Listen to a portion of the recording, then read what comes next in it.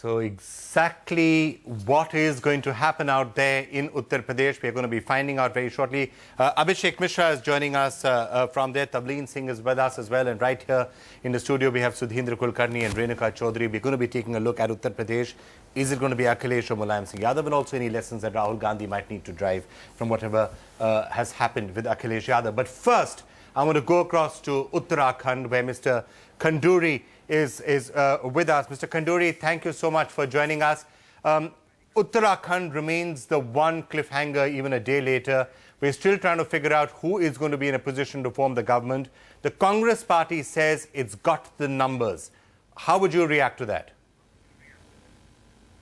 Well, as we know of now, Vikram, Congress has got 32 people and BJP has got 31 in a house of 70.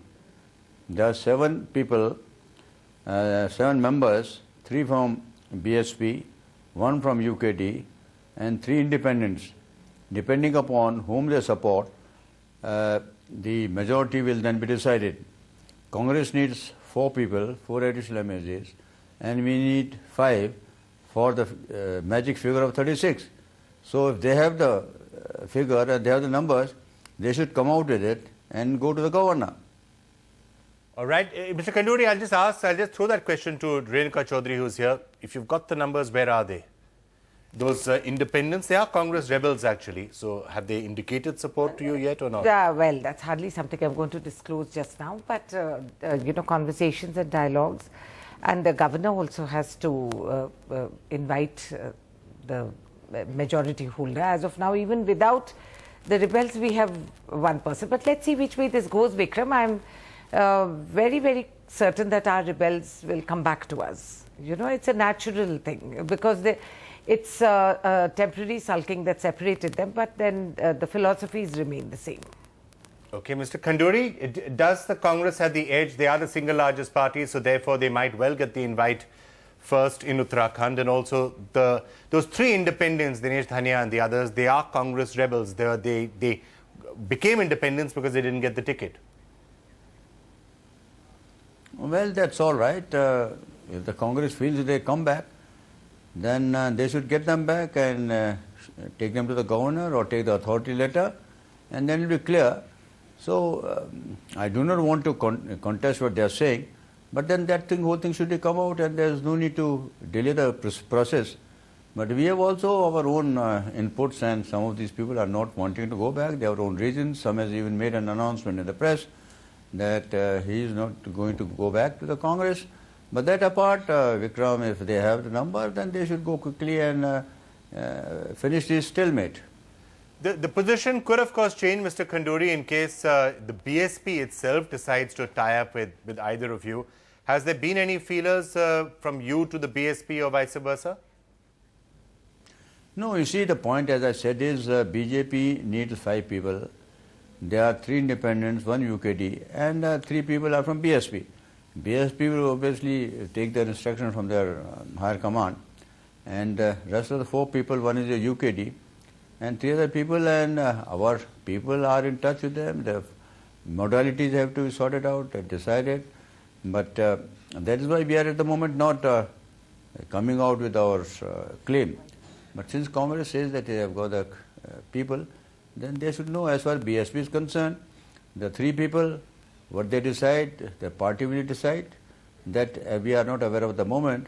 As far as the normal queries and inquiries, they are going on at various levels. Right. Mr. Khanduri, I have to say that the position could, of course, have been dramatically different if you'd got 1 or 2 more seats. We had 1.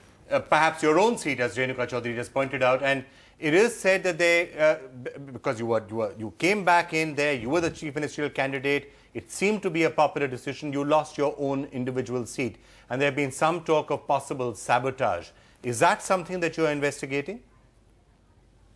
Well, that is for the party high command to investigate. They know all the details of the case, and there are various inputs for various people, and I certainly expect that they will look into it and find out what is the correct position and then take appropriate action.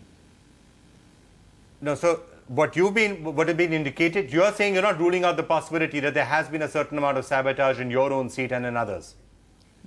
No, you see, the point is there have been normal complaints, and this happens after every election, that the people at various levels, that they feel there has been any attempt of violating the party code, they make complaints. Our party has already asked soon after the 30th January voting that if people have done anything, the respective sub-units indicate. Some of the requests have come to the state level, and appropriate action has been taken.